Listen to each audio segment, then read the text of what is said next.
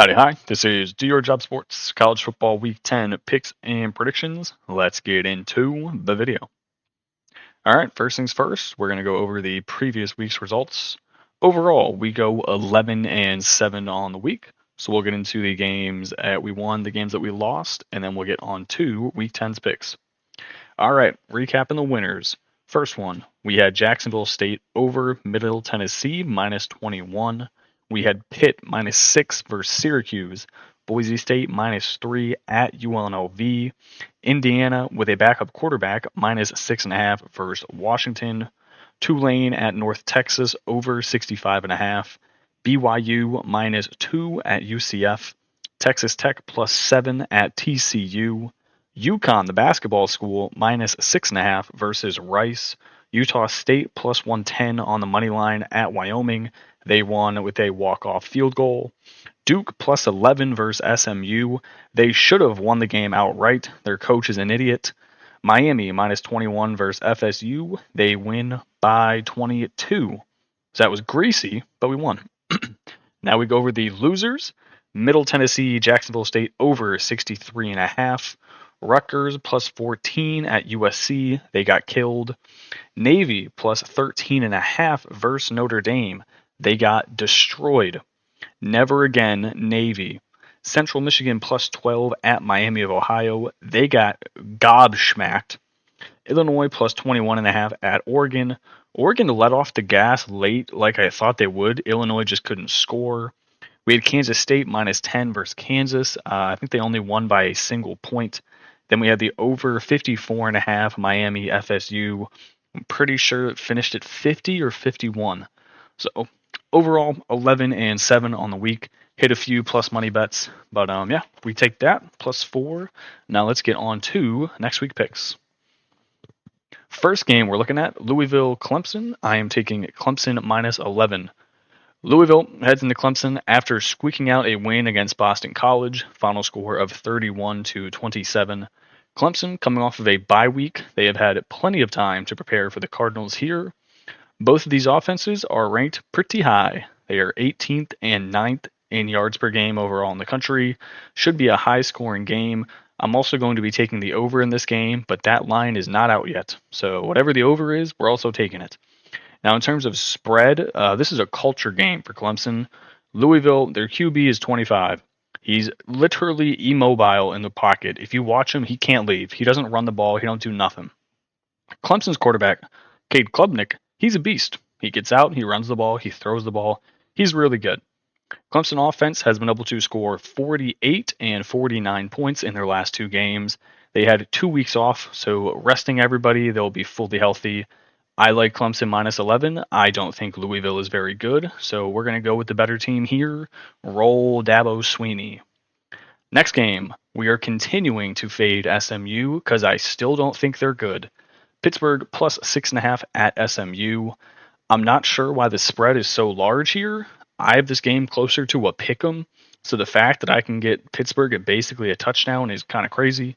Pittsburgh coming off of a 28-point home win against Syracuse.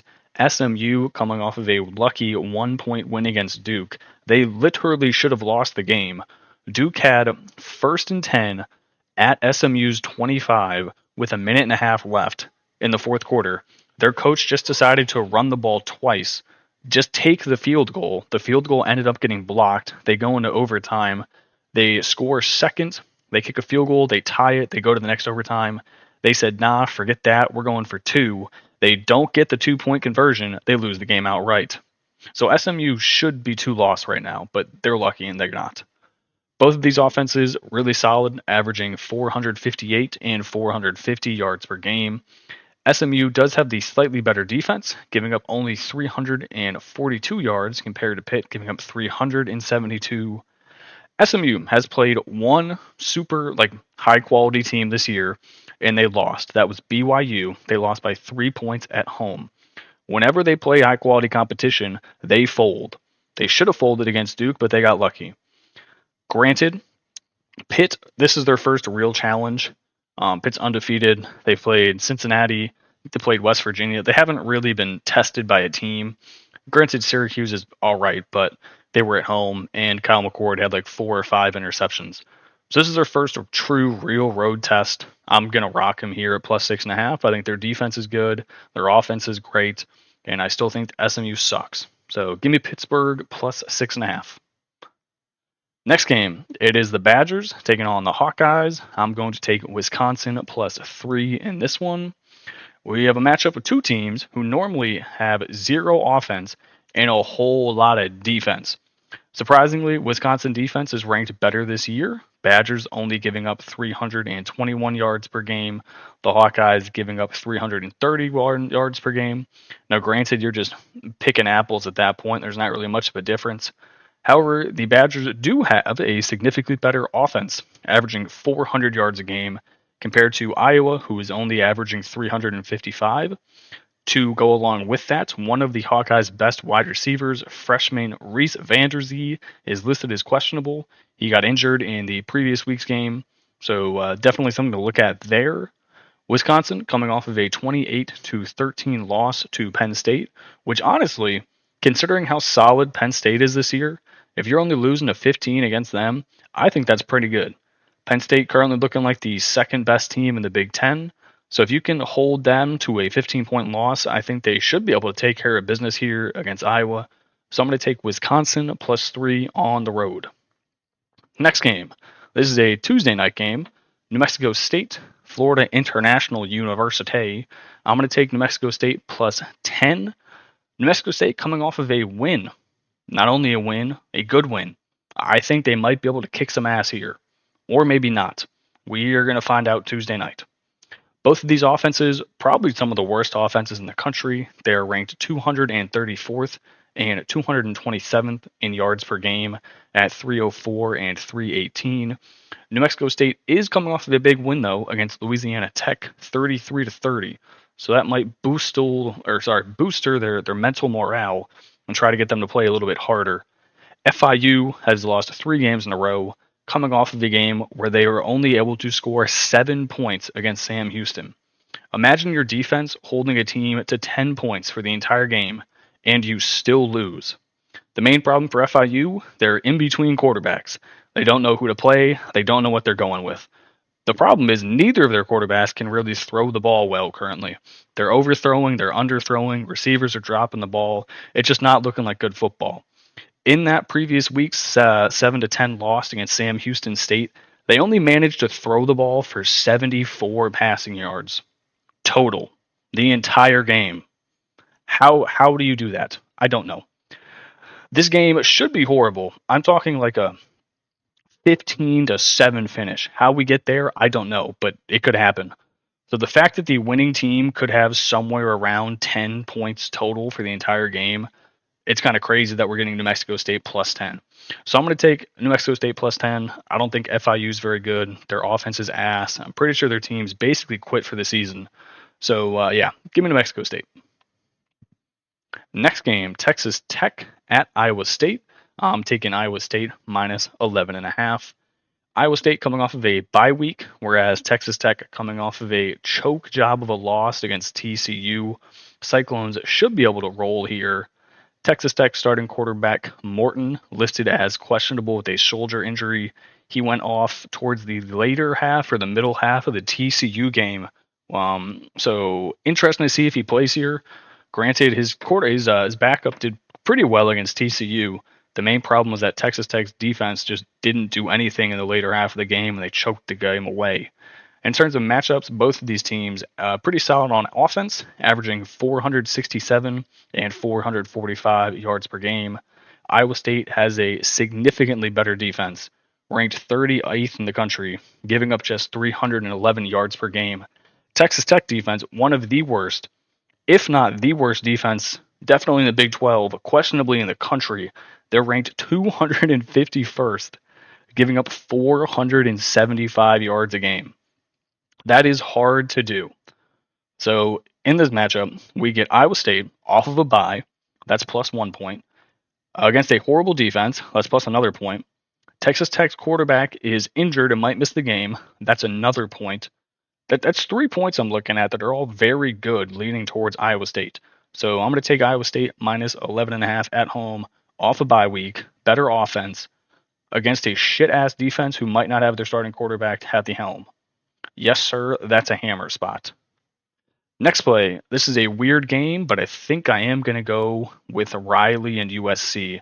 Taking USC minus 2.5 at Washington.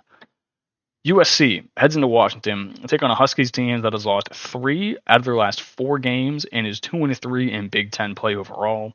That being said, USC also sucks. So I'm not happy taking USC minus 2.5, but based on how Washington has played recently, I think I have to. All of USC's Big Ten losses have been very close. USC's Big Ten losses have been by 1 point, 3 points, 7 points, and 3 points again. Washington last 2 games, they've lost by 14 and 24. And that was to Indiana with a backup starting quarterback and Iowa. How are you losing to Iowa by 24? That is horrible. Both of these teams are good on offense. They are ranked 52nd and 39th, averaging 442 and 450 yards per game. The only problem is Washington statistically does have a very big edge on defense.